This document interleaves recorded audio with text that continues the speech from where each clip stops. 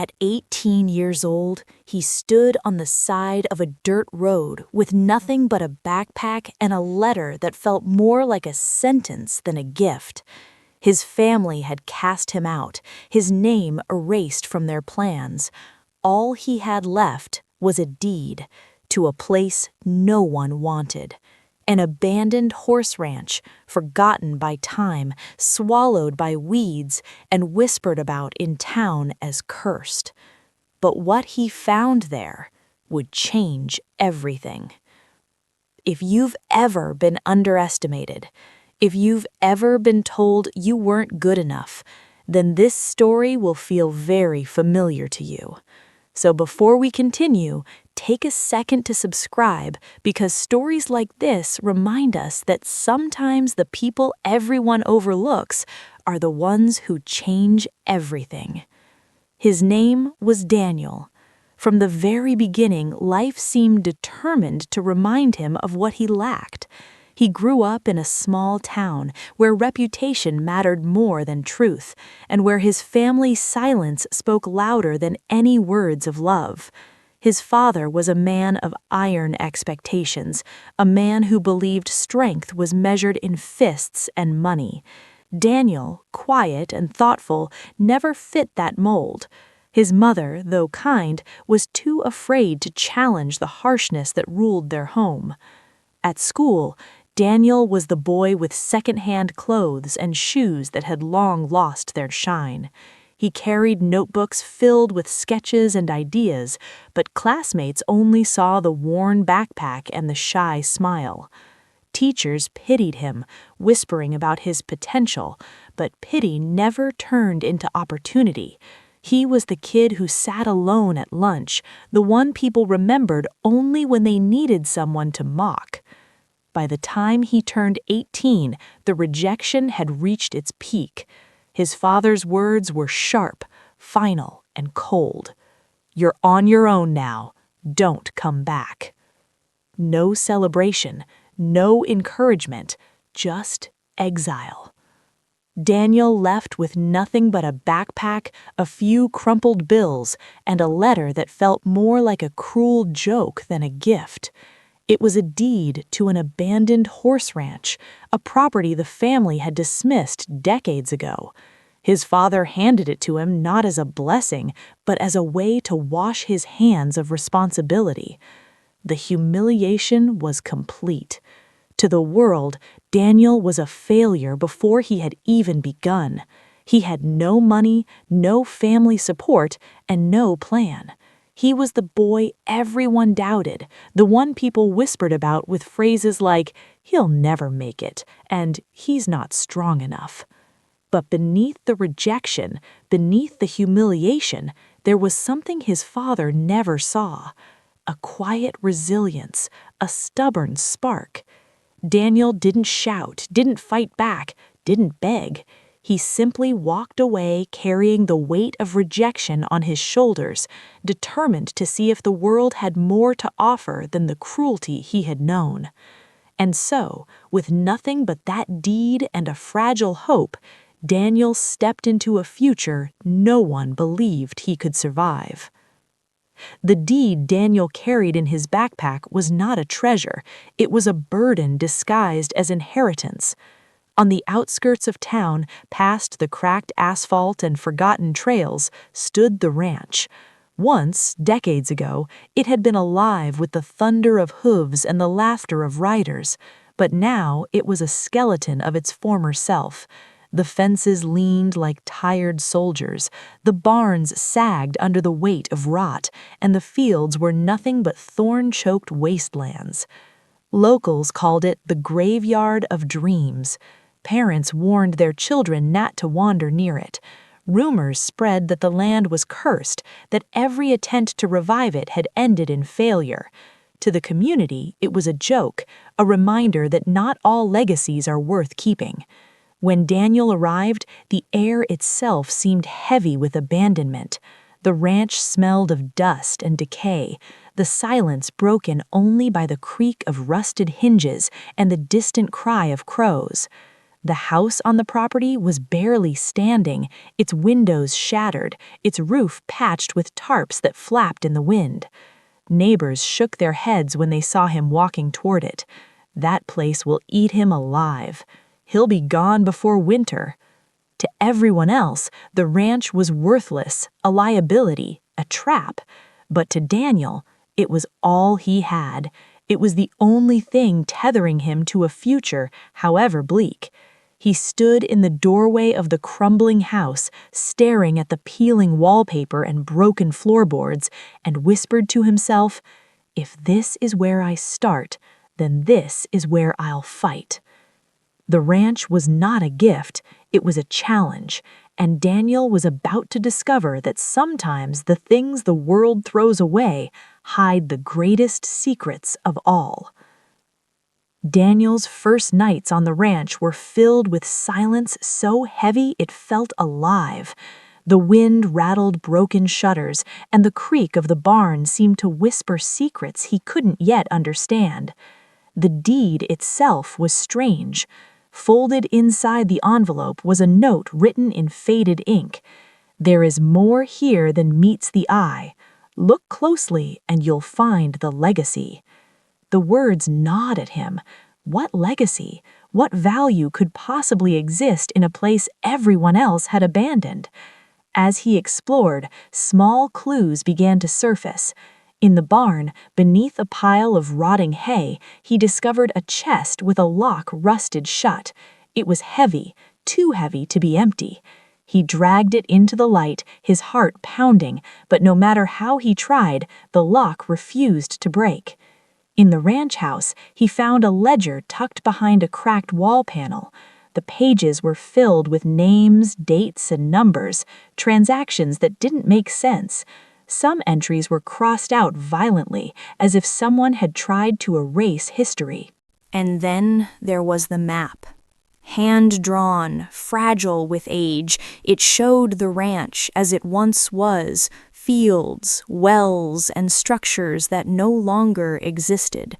But one section was circled in red, marked with a symbol Daniel didn't recognize. The more he uncovered, the more questions grew. Why had his family abandoned this place? Why had they left him with it, as if it were worthless, yet hinted at something hidden? The ranch wasn't just broken land, it was a puzzle, and Daniel couldn't shake the feeling that someone, long ago, had left him a trail to follow. The days that followed were not kind. Daniel woke each morning to the sound of silence.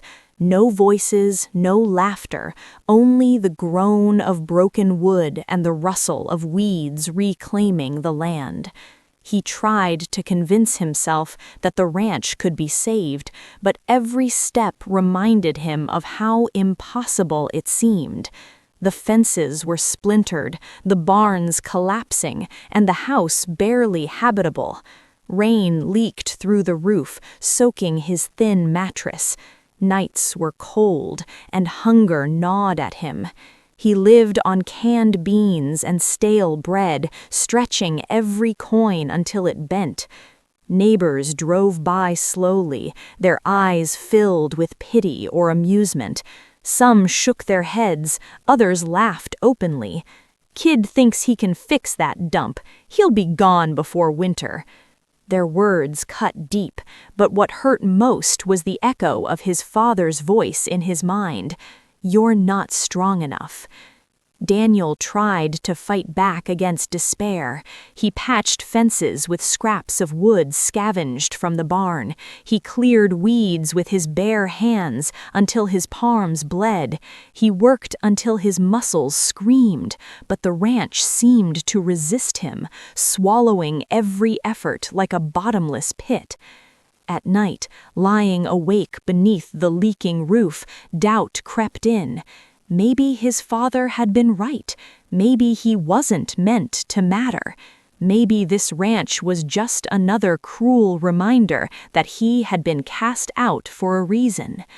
But even in the darkest moments, a spark remained. He remembered the strange note tucked inside the deed. "There is more here than meets the eye. Look closely, and you'll find the legacy." Those words haunted him. They whispered through the silence, urging him to keep going. And so, despite the hunger, despite the humiliation, despite the crushing weight of loneliness, Daniel refused to leave. He stayed, he fought, he endured, because somewhere, hidden beneath the ruins, he believed there was something worth finding. It happened on a night when the sky itself seemed determined to test him. A storm rolled in, fierce and unrelenting. Lightning split the horizon, thunder shook the earth, and rain poured down in sheets that turned the ranch into a swamp. Daniel rushed to the barn, desperate to protect what little he had managed to salvage. But as he fought against the wind, a bolt of lightning struck the old structure. The flames spread quickly, licking at the dry wood, devouring the walls that had stood for decades. Panic surged through him. He grabbed buckets, tried to douse the fire, but the storm was stronger than his hands. Smoke filled the air, choking him, forcing him back. And then, in the chaos, something unexpected happened. As the fire tore through the barn, a section of the wall collapsed, revealing a hidden cavity. Inside, untouched by flame, was a metal box, heavy, scorched on the outside, but intact. Daniel dragged it out, coughing, his heart pounding with equal parts fear and hope. When the storm finally passed, he sat in the dim light of the ranch house, staring at the box. With trembling hands, he pried it open. Inside were documents, land surveys, contracts, and letters written decades ago. The truth hit him like another bolt of lightning. The ranch wasn't worthless. Beneath its broken soil lay natural springs, water rights that had never been claimed. In a town where water was scarce, where every drop was fought over, Daniel now held the most valuable resource of all.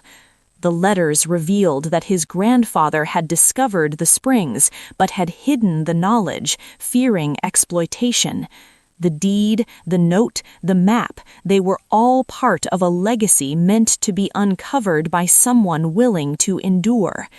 Daniel sat in silence, the weight of discovery pressing down on him. For the first time, he realized that being cast out wasn't the end. It was the beginning. The ranch wasn't a curse. It was a key, and he was meant to unlock it. News spread quickly. At first, whispers moved through the town like smoke. The kid everyone had dismissed, the one they said would never last a season, had uncovered something extraordinary.